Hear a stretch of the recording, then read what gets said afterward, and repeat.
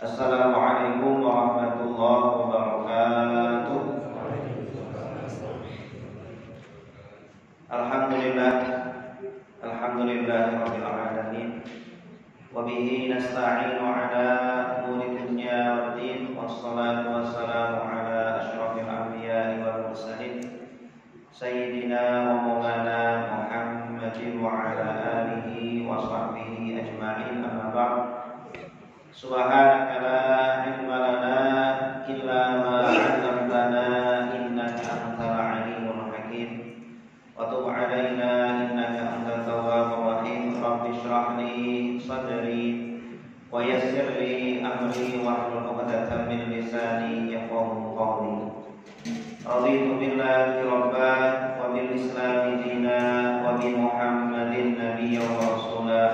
Rabbi zidni ilma warzuqni rahmah. Bismillahirrahmanirrahim. La yadurru ma'asmihi syai'un fil ardi wa la fis samai wa huwas sami'ul 'alim. Yang kami hormati Bapak-bapak, Ibu-ibu, kaum muslimin muslimat yang semoga selalu dirahmati dan diberkahi oleh Allah Subhanahu wa taala. Alhamdulillah, di pagi yang cerah ini Allah Subhanahu wa taala masih memberikan kita kesehatan, masih memberikan kita umur panjang, masih memberikan kita iman dan Islam, sehingga kita bisa melaksanakan sholat subuh secara berjamaah. Dan juga kita lanjutkan dengan thalathul ilmi, kita lanjutkan untuk mencari ilmu sembari kita niatkan i'tikaf di rumah Allah. Hadirnya kita di majelis ilmu ini adalah sebuah pertanda baik bahwa Allah menginginkan kebaikan kepada kita semuanya.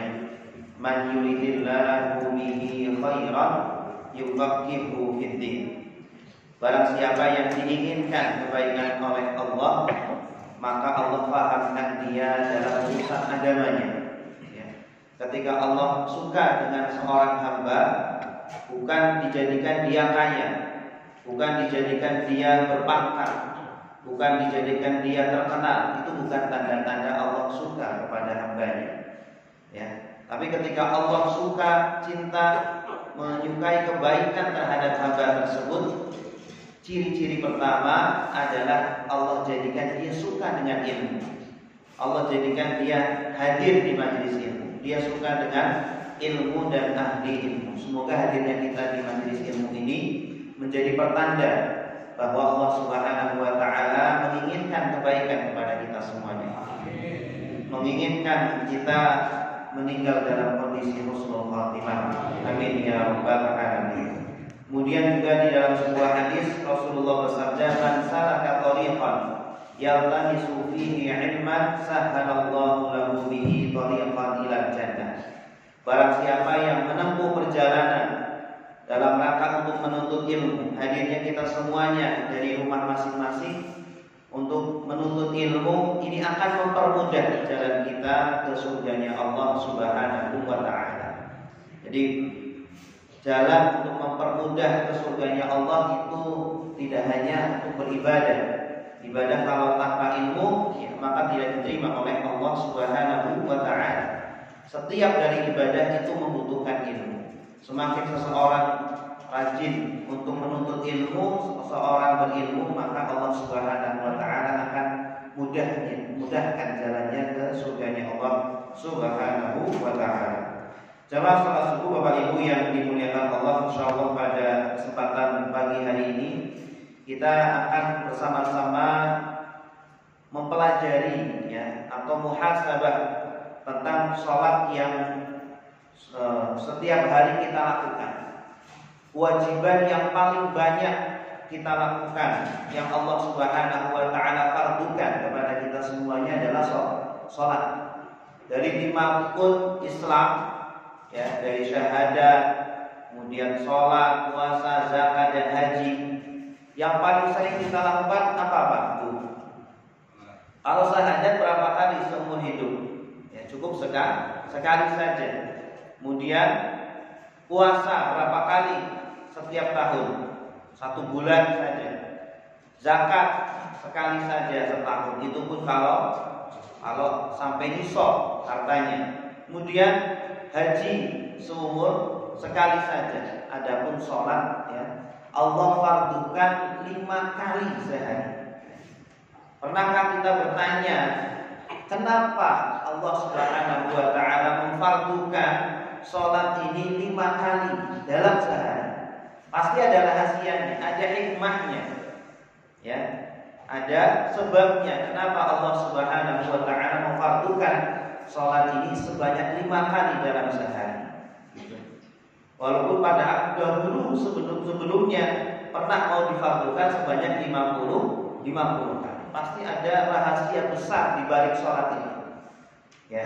Kemudian di dalam sebuah hadis juga dijelaskan bahwa amalan yang pertama yang akan Allah tanyakan, yang akan Allah hisab nanti kelak di depan pengadilannya Allah, Bapak Ibu, nanti kita semuanya masing-masing akan diberdirikan di hadapan pengadilan Allah. Ya, kita hanya sendirian, tidak ada yang menemani kita, tidak ada yang menerjemahkan kita, hanya kita dengan Allah saja. Dan amalan yang pertama yang akan Allah tanya adalah sholat kita. Ya, kalau sholat kita baik, maka amalan-amalan yang lain juga baik. Kalau sholat kita buruk, maka amalan-amalan yang lain juga lebih buruk begitu. Ya, dan nanti kondisi orang berbeda-beda. Ada yang berdiri dalam durasi yang cepat, ada yang berdiri dalam waktu yang sampai bertahun-tahun, bahkan puluhan tahun, bahkan ratusan tahun. Ya, seperti orang sedang di pengadilan, yaitu ditanya-tanya sampai berjam-jam. Nah, ini tidak hanya berjam-jam saja, ada yang sampai puluhan tahun, ada yang sampai ratusan tahun, tergantung kondisi amal soleh kita. Dan amal soleh yang menjadi kunci, ya, ketika amal soleh itu baik, maka amal soleh yang lainnya pun baik adalah sholat kita. Ya, makanya pada pagi hari ini, insya Allah kita akan membahas tentang sholat khusyuk. Ya, sholat khusyuk ini berkaitan dengan kualitas sholat kita. Tidak hanya sholat secara zahirnya saja, tidak hanya fisik kita saja dalam sholat, tetapi kita ingin melihat bagaimana kualitas sholat kita, bagaimana hati kita. Ya, sholat yang kita lakukan apakah hanya raga kita saja yang sholat atau hati kita?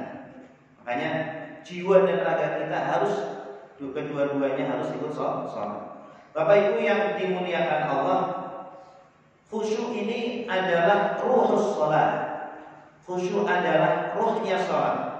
Ya, kalau binatang yang akan kita kurbankan, sebelum kita kurbankan ternyata sudah tidak ada rohnya, Bapak Ibu, sudah menjadi bangkai, apakah sah ya binatang tersebut untuk kurban? Sah atau tidak? Tidak sah. Ya. Begitupun sholat yang kita lakukan itu membutuhkan ruh, membutuhkan nyawa, dan ruh dari sholat yang kita lakukan adalah khusyuk. Ya. Para ulama menjelaskan bahwa al-khusyuk ruhus sholat. Khusyuk adalah ruh dari sholat itu. Kalau sholat yang kita lakukan ternyata tidak ada nyawanya, berarti sama seperti bangkai. Padahal sholat ini akan dipersembahkan di hadapan Allah Subhanahu wa ta'ala. Kalau ternyata yang kita persembahkan itu sudah menjadi bangkai, ya, kira-kira Allah mau menerima enggak sholat kita? Tentu tidak akan menerima sholat kita. Bapak Ibu yang dimuliakan Allah, makanya Allah Subhanahu wa ta'ala ketika memerintahkan sholat, itu redaksinya bukan waf'alu as-sholat, tidak, kerjakanlah sholat, tidak, tetapi redaksinya adalah wa aqimis sholat. Dalam ayat lain wa aqimis sholata lidzikri, dan dirikanlah, tegakkanlah sholat untuk mengingatku. Ya, artinya kalau ternyata di dalam sholat kita belum mengingat Allah, kita belum menegakkan sholat, kita baru melakukan saja, itu berarti baru menggugurkan kewajiban saja. Adapun masalah diterima atau tidak diterima itu masalah lain. Ya, kalau ternyata kita belum melakukan sebagai perintahnya Allah, sebagaimana perintahnya Allah, dirikanlah sholat untuk mengingatku, bukan untuk mengingat pekerjaan, mengingat kantor, mengingat hal-hal yang lain yang hadir di dalam pikiran kita. Berarti kita belum menunaikan perintah Allah Subhanahu wa taala. Ya, wa aqimis sholata li dzikri. Kemudian juga di dalam sebuah hadis dijelaskan bahwa ada orang yang sudah melakukan sholat selama 60 tahun. Ya, di dalam sebuah hadis selama 60 tahun dia tidak pernah tinggal sholatnya. Ya, 5 waktu selalu dilakukan, tetapi tidak ada satupun dari sholatnya yang diterima oleh Allah Subhanahu wa taala. Ya. Kemudian Rasulullah ditanya, kenapa wahai Rasulullah, ada orang yang 60 tahun sholat tetapi tidak ada satupun sholatnya yang diterima oleh Allah? Rasulullah menjawab, la'annahu yutimmu ruku'ahu wa la yutimmu sujudah. Barangkali dia menyempurnakan ruku'nya tetapi tidak menyempurnakan sujudnya. Ya, wa la'annahu yutimmu sujudahu wa la yutimmu ruku'ahu. Barangkali dia menyempurnakan sujudnya tetapi tidak menyempurnakan ruku'nya. Nah, artinya apa? Tumanina di dalam sholat, pelan-pelan di dalam sholat, khusyuk di dalam sholat. Memahami bacaan sholat itu sangat penting, menjadi syarat diterimanya sholat kita. Tentu kita tidak mau setiap hari bapak-bapak pergi ke kantor, pergi ke tempat kerja, ya, berangkat pagi, pulang sore, tapi di akhir bulan tidak menerima gaji. Mau nggak Pak? Ya, tidak mau tentu ya. Karena apa? Karena sholat yang kita tidak lakukan dengan khusyuknya, dengan penuh dengan hati, itu sama seperti sholat yang tidak mendapatkan gaji, tidak mendapatkan pahala dari Allah Subhanahu wa taala. Di dalam sebuah hadis dijelaskan, ada orang yang kata Rasulullah, tidaklah seseorang mendapatkan pahala dari sholatnya kecuali mendapatkan apa yang dia pahami di dalam sholatnya. Pahala yang kita terima dari sholat kita adalah apa yang kita pahami di dalam sholat kita. Ya, laisa lil 'abdi min sholatihi illa ma 'aqala minha. Tidak ada bagi seorang hamba dari sholatnya kecuali apa yang dia hadirkan, apa yang dia pahami dari sholatnya tersebut. Kalau dia pahami, yang dia sadari di dalam sholatnya, hadir hatinya ini 1/8, ya pahalanya hanya 1/8. Ada yang 1/4, ya 1/4 pahalanya. Ada yang setengah, ada yang penuh, ya berarti itu mendapatkan pahala yang penuh, seperti itu. Bapak Ibu yang dimuliakan Allah, di sini banyak sekali ayat-ayat yang mewajibkan, menjelaskan tentang wajibnya khusyuk di dalam sholat. Di antaranya di sini adalah wala takum minal ghafilin. Janganlah kalian menjadi orang-orang yang lalai. Ya, dia tubuhnya berada di masjid, tubuhnya menghadap Allah, sholat, gerakannya gerakan sholat, lisannya mengucapkan doa-doa sholat, tetapi hatinya lalai, tetapi pikirannya kemana-mana. Itu dilarang oleh Allah Subhanahu wa taala. Makanya dari situlah kita sama-sama belajar memahami apa yang kita baca di dalam sholat kita. Ya, karena sholat itu munajat, sholat itu komunikasi Bapak Ibu antara kita dengan Allah Subhanahu wa taala. Kalau kita ingin berkomunikasi, syaratnya itu apa? Syaratnya kita harus paham bahasanya. Mungkin nggak seumpama saya berkomunikasi dengan Ustaz Izi, saya orang Cina, ya tidak bisa bahasa Indonesia. Ustaz Izi orang Indonesia nggak bisa bahasa Cina, nyambung dah? Dan kan nyambung. Maka syarat pertama, kalau kita ingin bisa khusyuk di dalam sholat kita, fahami apa yang kita baca. Ya, fahami apa yang kita baca. Kemudian setelah kita memahami apa yang kita baca, hadirkan makna-makna tersebut di dalam sholat kita. Ketika kita mengucapkan Allahu Akbar, apa hanya Allahu Akbar. Gitu. Ya, Allah Maha besar itu harus dihadirkan. Terkadang kita sudah tahu artinya tapi nggak dihadirkan di dalam sholat kita.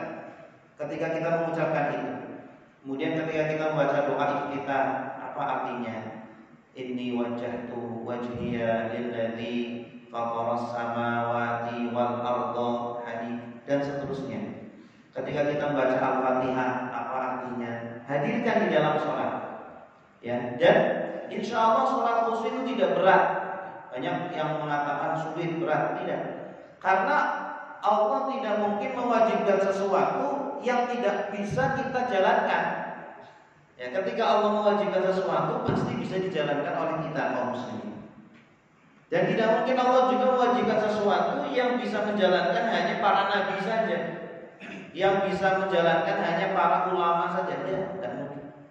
Pasti bisa dijalankan oleh semua kita, insya Allah. Makanya sholat khusyuk itu tidak berat, insya Allah. Asalkan kita mau berusaha. Ya, kalau selama ini mungkin kita belum khusyuk, apakah kita sudah belajar sholat secara khusyuk? Kita mungkin belajar untuk bekerja itu harus sekolah sampai belasan tahun, kuliah sampai 4 tahun atau mungkin ada yang 6 tahun untuk mendapatkan pekerjaan yang layak, ya, untuk diterima di perusahaan yang bonafit. Kita rela memperjuangkan itu, tetapi kenapa tidak memperjuangkan untuk belajar sholat secara khusyuk? Padahal itu yang sholat yang khusyuk itu yang akan menjadi pertanggungjawaban kita nanti kelak di akhirat. Bapak Ibu yang dimuliakan Allah, di dalam ayat lain juga Allah Subhanahu wa taala berfirman, "Ya ayyuhalladzina amanu la taqrabus sholata wa antum sukara." Wahai orang-orang yang beriman, janganlah kalian mendekati sholat sedangkan kalian dalam kondisi mabuk, ya. Hatta ta'lamu ma taqulun, sehingga kalian memahami, mengetahui apa yang kalian ucapkan. Ya. Ini memang ayat asbabun nuzulnya berkaitan dengan seorang sahabat yang ketika sholat masih dalam kondisi mabuk, sehingga ketika membaca ayat Al-Quran melangkung. Ya. Tetapi pemahamannya itu umum. Ya, orang mabuk itu tidak hanya mabuk minuman keras. Ada orang yang mabuk dunia, ada orang yang mabuk harta, ada orang yang mabuk kekasihnya, ada orang yang mabuk pekerjaannya, ada orang yang mabuk harta bendanya dan lain sebagainya. Itu semuanya dihadirkan di dalam sholatnya. Pikiran-pikiran tersebut hadir di dalam sholatnya, berarti dia mabuk dengan pikirannya tersebut. Ya, berarti tidak beda dengan orang yang mabuk karena minuman keras. Karena kedua-duanya sama-sama tidak memahami, tidak menyadari, tidak menghadirkan hatinya di dalam sholatnya. Seharusnya ketika sholat itu dia menghadirkan hatinya, ya, dan memahami apa yang dia baca. Dan pernahkah kita bertanya, kenapa Allah Subhanahu wa taala menjadikan bacaan-bacaan sholat, ya, seperti yang kita baca di dalam sholat? Kenapa diawali dengan takbir, ya, Allahu Akbar, kemudian dilanjutkan dengan iftitah, dilanjutkan dengan Al-Fatihah, baca surat, kemudian ruku, kemudian i'tidal, sujud. Kenapa bacaannya seperti itu? Kenapa nggak bacaan-bacaan yang lainnya? Kemudian gerakannya juga sama. Kenapa sholat itu harus berdiri? Kenapa ada rukunya? Kenapa ada i'tidalnya? Kenapa ada sujudnya dan lain sebagainya? Bapak Ibu yang dimuliakan Allah, jadi kalau kita masih belum menyadari apa yang kita baca di dalam sholat kita, maka kata Allah Subhanahu wa taala, kita masih masih apa? Masih mabuk di dalam sholat kita. Hatta ta'lamu ma taqulun, sehingga kalian memahami apa yang kalian ucapkan. Bapak Ibu yang dimuliakan Allah, nah inilah beberapa ayat-ayat dan hadis-hadis yang menjelaskan tentang pentingnya sholat khusyuk di dalam sholat kita, pentingnya menghadirkan hati kita di dalam sholat kita. Karena sholat yang tidak khusyuk itu tidak akan menjadikan pelakunya menjauhi dari perbuatan keji dan munkar. Padahal sholat itu kan fungsinya apa? Inna sholata tanha 'anil fahsya'i wal munkar. Sesungguhnya sholat itu akan mencegah kita dari perbuatan keji dan perbuatan munkar. Tetapi kita lihat banyak orang-orang yang sholat tetapi masih tetap mencuri. Orang-orang yang para koruptor yang korupsi, mereka juga tetap sholat. Nah, kenapa kok banyak orang yang sholat tetapi masih juga banyak kemaksiatan, masih juga orang yang melakukan kriminal? Karena sholat yang dilakukan hanya dengan tubuh dan badannya saja, tidak dilakukan dengan hatinya, dengan jiwanya. Ya, sholat yang dilakukan dengan jiwanya, dengan hatinya, itu akan menjauhkan dia dari perbuatan keji dan perbuatan munkar. Bapak Ibu yang dimuliakan Allah, Rasulullah bersabda, "Man lam tanhahu sholatuhu 'anil fahsya'i wal munkar, lam yazdad minallahi illa bu'da." Barang siapa yang sholatnya ini tidak mencegah dari perbuatan keji dan perbuatan munkar, dia setiap hari sholat tetapi juga maksiat, STM, MJ, sholat terus maksiat jalan, maka dia tidaklah bertambah dari Allah kecuali bertambah jauh. Ya, bertambah jauh, semakin berani kepada Allah Subhanahu wa ta'ala. Kemudian Rasulullah juga bersabda, "Kam min qa'imin hadduhu min salatihi at-ta'ab wan nasr." Banyak orang yang melakukan qiyamul lail, melakukan sholat malam, ya, tidak ada balasan bagi dia kecuali rasa letih, ya, kecuali rasa kantuk saja. Na'udzubillah, summa na'udzubillah min dzalik. Bapak Ibu yang dimuliakan Allah, sekarang apa sih sebenarnya yang dinamakan khusyuk? Kalau kita sudah tahu bahwa khusyuk itu sangat penting sekali bagi kita agar sholat yang kita lakukan tidak sia-sia, ya, agar puluhan tahun kita sholat, ya, kemudian semoga diterima oleh Allah. Tidak seperti tadi laki-laki tadi yang 60 tahun sholat tapi tidak ada satupun dari sholat yang diterima oleh Allah. Apa itu khusyuk? Ya, khusyuk ini saya ringkas menjadi 4. Khusyuk ini 4. Yang pertama adalah memahami dan mentadaburi bacaan sholat.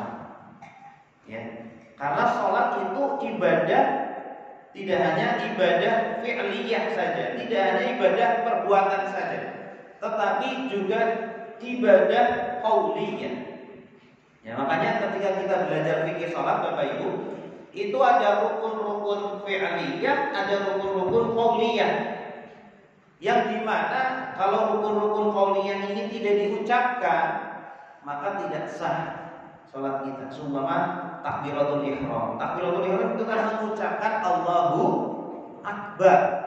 Kalau ternyata tidak kita ucapkan dengan lisan kita, para ulama menjelaskan minimal didengar oleh diri kita saja, maka kita belum dikatakan mengucapkan takbiratul ihram.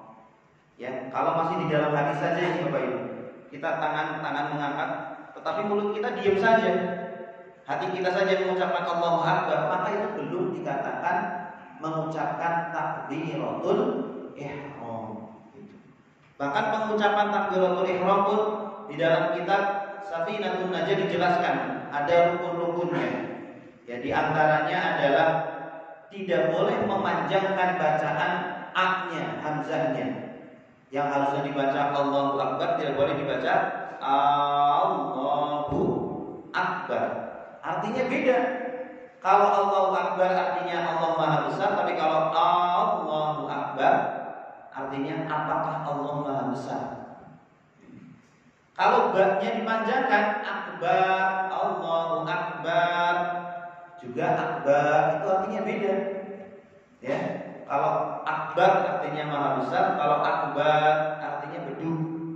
Allahu Akbar berarti artinya apa? Allah bedug, na'udzubillah min dzalik. Makanya belajar perkara-perkara yang seperti ini sangat penting sekali, terutama sholat, ya, setiap hari kita lakukan. Bapak Ibu yang dimuliakan Allah, jadi yang pertama kunci khusyuk adalah memahami bacaan dan mentadaburinya. Setelah kita memahami, kita tahu apa yang kita baca itu paham, tadaburilah. Ketika kita mengucapkan Allahu Akbar, hadirkan di dalam hati bahwa Allah saja yang maha besar, Allah yang maha kuasa, Allah maha segala-galanya. Kita sangat kecil, kita sangat lemah, kita sangat butuh, kita tidak ada apa-apanya. Kita bisa menggerakkan tangan kita saja, kita bisa mengucapkan Allahu Akbar saja, itu tidak lepas dari kuasa Allah. Itu yang menggerakkan Allah. Hadirkan makna itu artinya mentadaburi bacaan kita. Ya.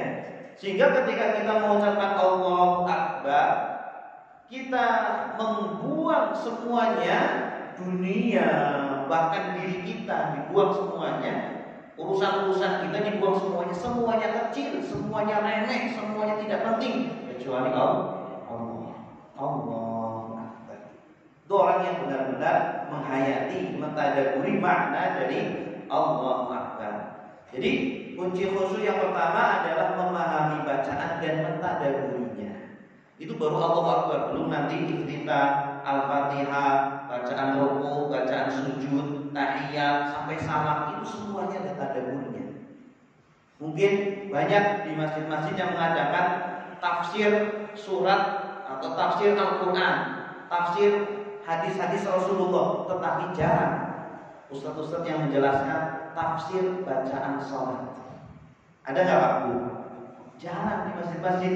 Padahal itu yang setiap hari kita baca.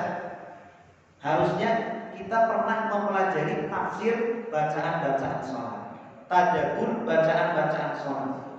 Karena tidak mungkin kita mentadaburi sesuatu sedangkan kita belum pernah mempelajarinya, belum pernah mendalaminya, ya, belum pernah kemudian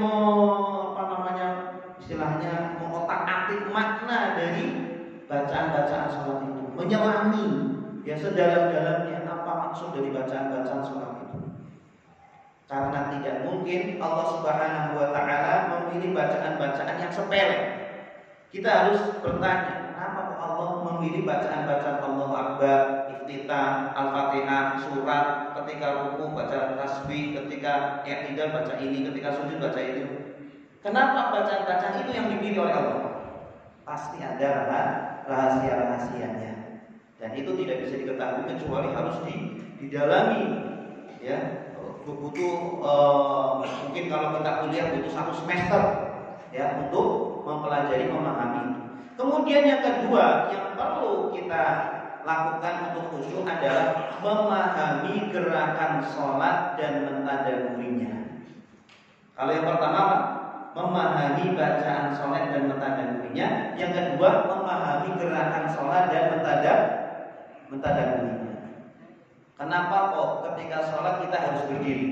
Apa hikmahnya? Ya, di dalam sebuah kitab judulnya Hikmatu At-Tashri' itu dijelaskan secara detail. Kenapa sholat ada berdirinya sih? Kenapa ketika sholat harus mengangkat tangan sih? Kenapa ketika sholat harus sedapat sih? Ketika sholat kenapa harus ruku? Ketika harus i'tidal, sujud dan seterusnya? Itu ada hikmah-hikmahnya. Nama kitabnya Hikmatut Tashri'. Sehingga ketika kita melakukan sholat, melakukan ibadah, itu tahu apa hikmahnya. Biasanya kita kalau tahu apa alasannya, hikmahnya, kita menjadi apa? Menjadi semangat. Ibadah yang kita lakukan itu memiliki ruh, memiliki nyawa. Ibadah yang kita lakukan itu tidak hampa, tidak kering, tidak mati, ya, sehingga kita semangat ketika melakukan. Kemudian yang ketiga, sholat itu mengenal zat yang kita sembah. Ketika kita sholat, selain memahami bacaan dan mentadaburinya, memahami gerakan sholat dan mentadaburinya, yang ketiga adalah mengenal siapa yang kita sembah. Kita kalau mau bertemu dengan presiden, Bapak Ibu, kira-kira baju kita pakai kaos atau pakai batik atau pakai celana atau pakai kolor. Coba kalau kita dibuktikan, pasti kalau mau ketemu presiden presiden sebisa mungkin bajunya rapi ya, pakai celana yang baru, pakai jas, harus mandi dulu.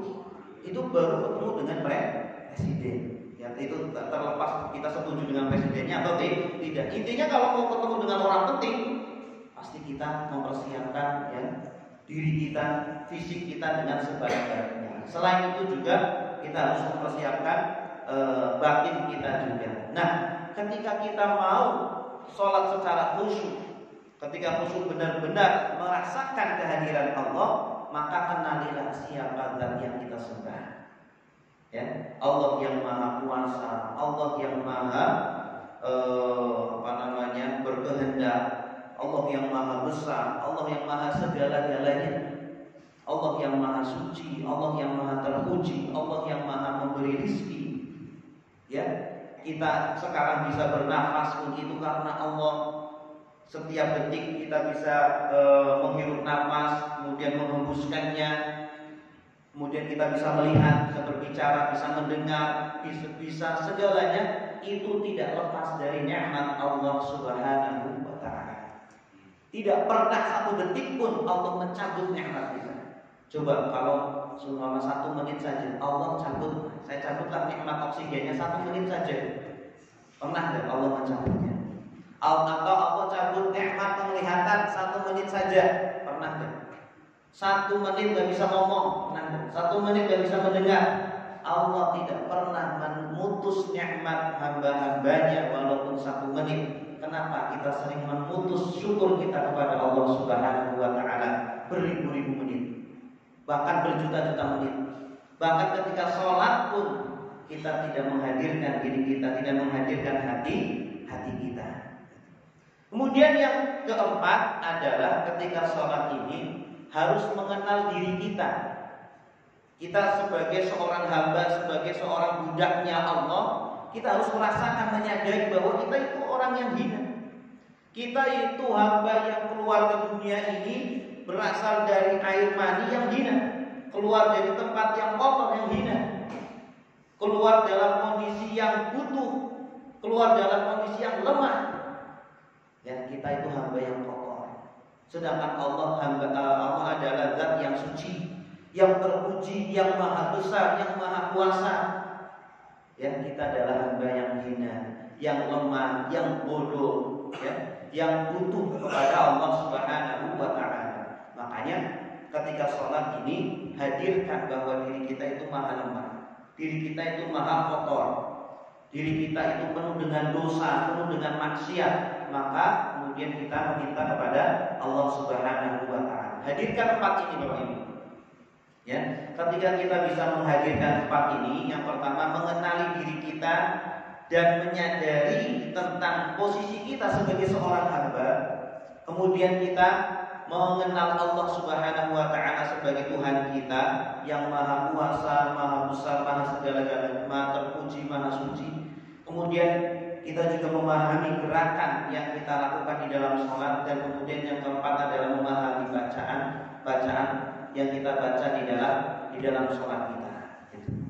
Kalau kita bisa menghadirkan itu, insya Allah sedikit demi sedikit akan memperbaiki khusyuk kita. Ya, walaupun tidak langsung 100%, karena khusyuk itu butuh latihan. Ya, yang pertama mungkin kita baru 10%, kemudian naik 20%, 30%, sampai 100%. Itu harus dilatih. Jangan sampai kita nanti kelak menyesal, ya, ketika kita sudah meninggal, ketika bertemu dengan Allah Subhanahu wa Ta'ala. Ya, ternyata sholat-sholat yang kita lakukan semuanya rapotnya merah semuanya. Alhamdulillah. Kita ingin agar ketika kita bertemu dengan Allah Subhanahu wa Ta'ala, ternyata nilai sholat-sholat kita adalah baik semuanya, nilainya 10 semuanya. Tetapi itu semuanya butuh apa? Butuh introspeksi, butuh muhasabah, ya, memperbaiki bacaan, pemahaman kita terhadap sholat, memperbaiki kekhusyukan kita di dalam sholat kita. Itu semuanya butuh latihan, butuh waktu, ya, butuh ilmu. Bapak Ibu yang dimuliakan Allah, saya kira cukup sampai di sini berkaitan dengan sholat khusyuk. Ya, saya juga masih belajar sholat khusyuk, mungkin di antara Bapak Ibu, para ustadz atau ustadzah, mungkin ada yang lebih khusyuk dari saya ya.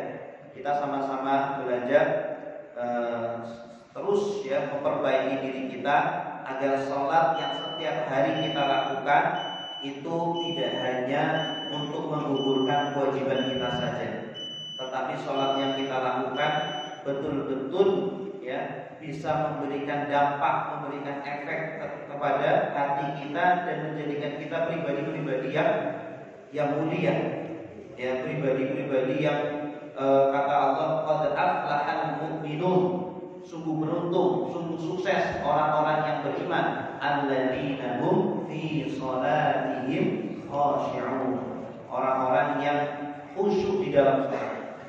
Kalau kita ingin sukses baik di dunia ataupun di akhirat, Allah tidak membatasi kesuksesan di dalam ayat tadi ya, baik di dunia ataupun di akhirat. Kehidupan rumah tangganya sukses, kehidupan bertetangganya sukses, kehidupan pekerjaannya sukses, semua masalah dunianya sukses, beres, dan masalah akhiratnya juga beres. Ya, kalau kita ingin beres semua masalah di dunia ataupun di akhirat, kunci satu-satunya adalah alladzina hum fi shalatihim khashi'un, orang-orang yang khusyuk di dalam sholat. Insyaallah kalau kita bisa khusyuk di dalam sholat kita, pasti kita menjadi pribadi yang baik, ya, pribadi yang luar biasa, pribadi yang dengan Allah baik, dengan istri atau suami kita baik, dengan anak kita baik, dengan tetangga baik, dengan teman baik. Hubungan hablum minallah dan hablum minannasnya baik semuanya, sehingga insyaallah kita menjadi orang yang soleh, orang pilihan Allah Subhanahu wa Ta'ala. Kuncinya adalah di dalam sholat kita. Bapak Ibu yang dimuliakan Allah, demikian yang bisa kami sampaikan. Semoga bermanfaat. Mohon maaf atas segala kekurangan. Mari kita tutup dengan doa kafaratul majlis. Subhanallahumma wa bihamdika, asyhadu an la